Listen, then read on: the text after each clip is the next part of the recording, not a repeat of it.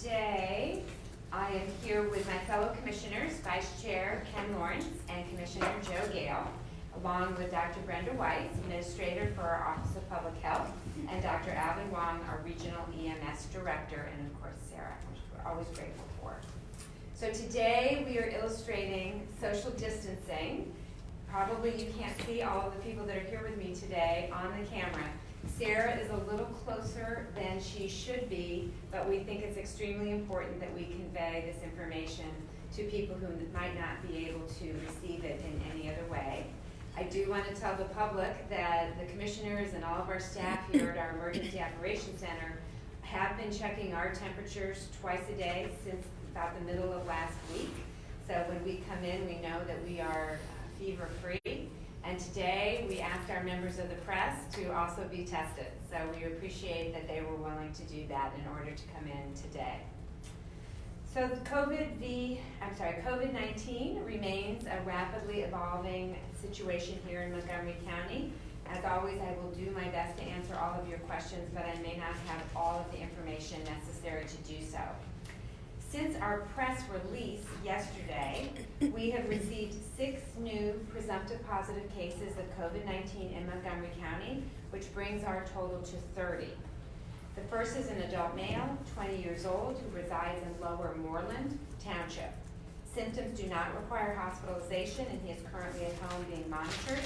This individual had direct contact with a previously identified presumptive positive individual in Montgomery County, and contact tracing is underway. The second is an adult female, 58 years old, who resides in Lower Providence Township, whose symptoms do not require hospitalization and is currently at home being monitored. This individual had direct contact with a presumptive positive individual in another country. So this was from out of U.S. travel.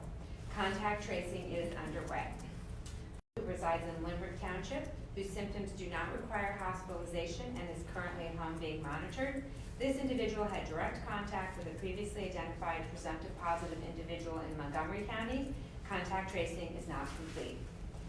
The fourth is an adult female, 36, who resides in Lower Providence Township, whose symptoms do not require hospitalization and is currently at home being monitored. Source of infection is unknown at this time. Contact tracing is underway.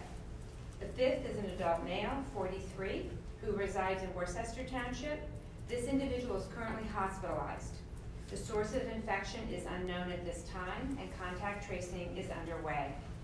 And I'm sorry to have to share with you that our first presumptive positive pediatric case arrived today. This is a 2-year-old female who resides in New Hanover.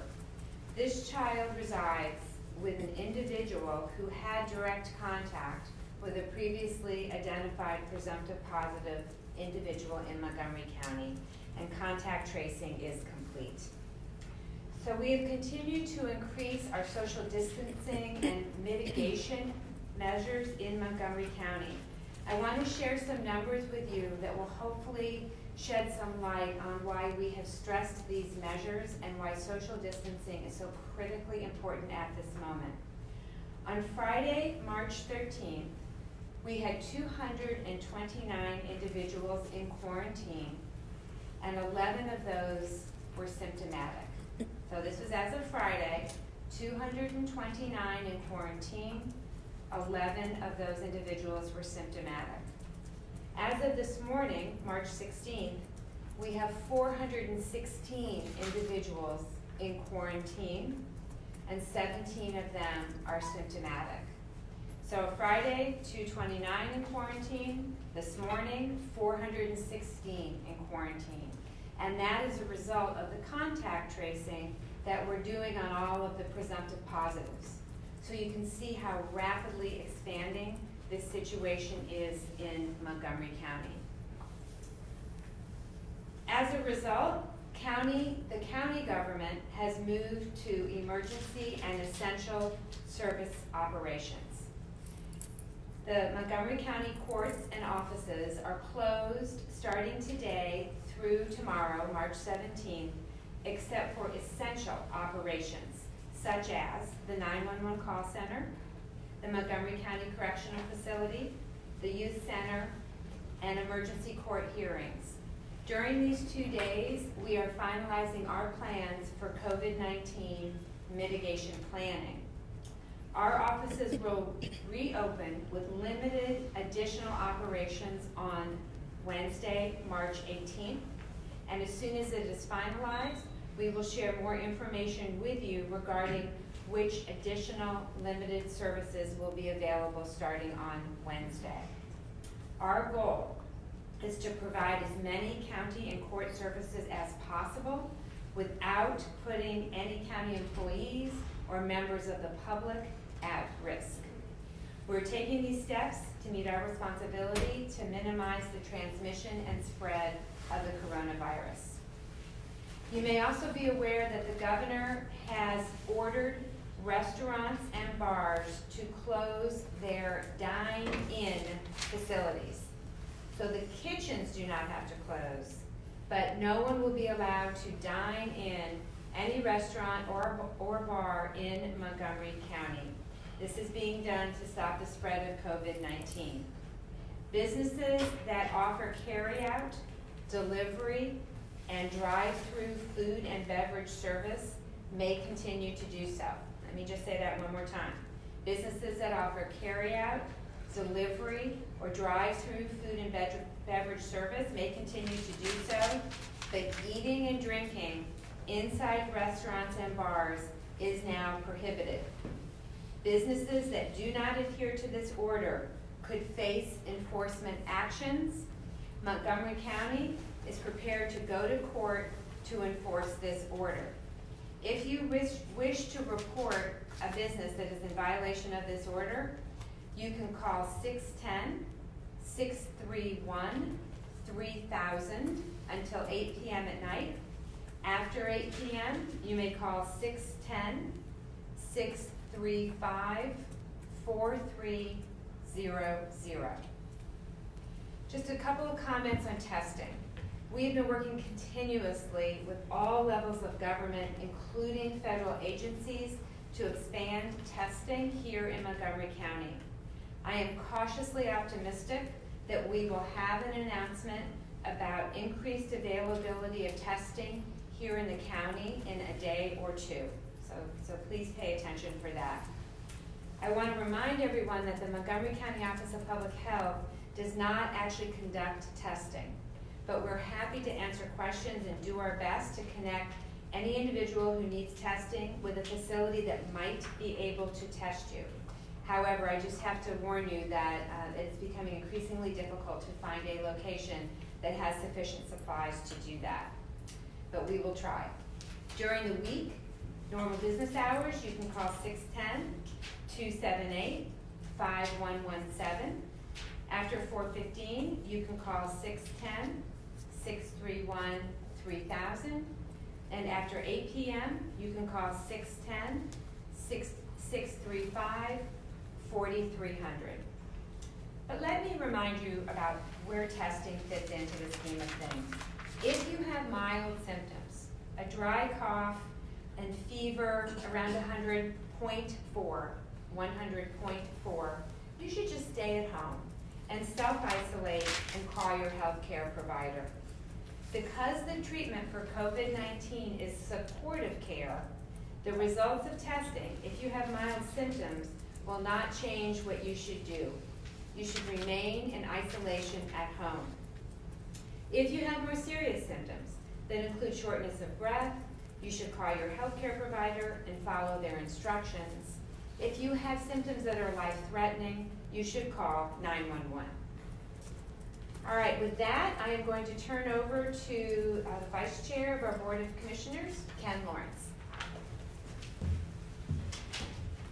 Good afternoon.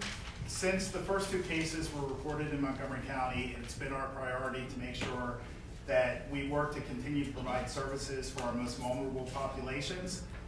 It's been inspiring to see our community step up and ask how they can volunteer and help. So I'm going to share some information. All this information will also be available on our website, montcopa.org, at our COVID-19 Data Hub. Workforce development. Unfortunately, PA CareerLink will be closed to the public starting today with tentative plans to reopen on Monday, March 30th. Free online workshops are available to the public and can be accessed at www.pa/careerlink.pa.gov. You can also contact the Unemployment Compensation Office for assistance weekdays at 888-313-7284. You can also email unemployment compensation at uchelp@pa.gov. And this morning, our President Judge Thomas Del Ricci issued an order instructing ministerial justices staying evictions until the end of this emergency. And Sheriff Sean Kilkenny has agreed that no previously issued eviction orders will be carried out during this emergency. And now Commissioner Gale will discuss some of our public safety initiatives. Thank you. First of all, I'd like to thank everyone. This has been a tremendous team effort in undertaking to combat and mitigate the spread of the coronavirus here in Montgomery County. It's a very large county geographically and also with the size of our population, which is approximately 830,000 residents. And I want the public to realize how hard our first responders, Department of Public Safety, Office of Public Health are working to address all the population we represent. We're larger than 4 states in population, the state of Alaska, North Dakota, Wyoming, and Vermont. So they're working tirelessly to address all the concerns. We're now in the 9th day of the COVID-19 emergency operation. We are continuing efforts to keep both the public as well as our public, private, and nonprofit partners well informed. We're also in constant communication with law enforcement, worship centers, faith leaders, our superintendents throughout the 22 school districts in Montgomery County. And I'd like to share some ways that the public, the general public, can stay informed and updated on what's taking place. One of the ways to stay updated is through Ready Monco. Ready Monco is the most direct way of receiving official county information during an emergency. You can register for free at www.readymonco.org. You can choose how you want to receive alerts. You can receive them by phone, text, or email. You can also stay updated through Ready Radio. Ready Radio is our Department of Public Safety's Ready Radio network. It broadcasts essential information regarding safety, health, and emergency preparedness, including information from the Commonwealth and our neighboring counties. You can listen live or on your computer or device as well. There are several nearby radio stations, and this service is for free. There's no cost. The stations include 106.5 FM, which is broadcasted in the Eagleville area, 105.7 FM, which is broadcasted in the Marlboro area in western Montgomery County, 92.9 FM, which is broadcasted in the North Penn area, Upper Gwinnett and Lansdale, 92.1 FM, which is the Horsham and Fort Washington area, and 105.7 FM, which is the Plymouth Meeting area. You can visit www.moncopa.org/readyradio for more information. We also have a COVID-19 public information email address, and that email address for the public to use is COVID-19@moncopa.org. Again, COVID-19@moncopa.org. Trained representatives will respond to your email within a few hours, Monday through Friday from 7 a.m. to 6 p.m., and on the weekends from 10 a.m. to 4 p.m. So please follow these methods as a way to stay updated. Thank you. I'll turn it back to Commissioner Arbush. Thank you. All right, with that, I'm happy to take questions. With the number of unknown sources, is that still being investigated? Is there a point where you start to get concerned about community spread, or is this still within that bubble of there's probably a source we just haven't found it yet? So the question, in case everyone couldn't hear it, is that I did mention 2 cases today where we do not yet have a clear source for their infection. And is this community spread, and was this something that we were anticipating or are concerned about? So I think it is fair to say that given what we've seen in other countries, that we expected that at some point we would see community spread of coronavirus in Montgomery County. We have been keeping a very close eye on that because that further reinforces the need for mitigation mitigation measures in order to flatten this curve as we've been talking about. So in the early days being last week, we did our level best to really try to track down every single contact and make sure that we could trace the person's illness to a presumptive positive. We have been able to do that in the vast majority of cases. It is not surprising that now we're in week 2 with 30 cases, that we may have a case or 2 or 3 where we are not able to connect that person back to a presumptive positive. And it simply reinforces the importance of social distancing, the importance of following these directions, and everyone doing their part to try to keep the spread of the virus as low as possible in our county. On the restaurant and bar front, Yes. the kitchens can remain open, takeout, pickup, delivery, but when you say you're prepared to use the courts, you mean to revoke a business license of someone who's still using their dining room or bar facilities? If someone was continuing to have dining in, so they're actually allowing people to come in and sit at tables, we would obtain a court order to stop the dining in. We want kitchens to be open. First, everybody needs to eat, and I'm sure, like me, you've perhaps been to a grocery store in the last day or 2. It's getting pretty bare in there. Hopefully those places will be restocked soon, but we want people to be able to have access to food. And we do not want to close kitchens, assuming they're following all the recommended measures, but we will shut down dining rooms. Would you consider moving this effort, I know this is different than last week, to gyms, movie theaters, recreation centers, places that continue to be open? It is my understanding that the county does not have the jurisdiction to do that. That has to come from the state. The president just advised people avoid groups of 10 or more. So is that a question? Well, I guess you're our expert, so go ahead. So a comment was made that the president just advised people to not gather in groups of 10 or more. We've been saying now for a number of days that you should keep social gatherings, whether they're public, non-public, private, to really a bare minimum. So we have to be very, very careful about our own personal behavior. This is for our entire community.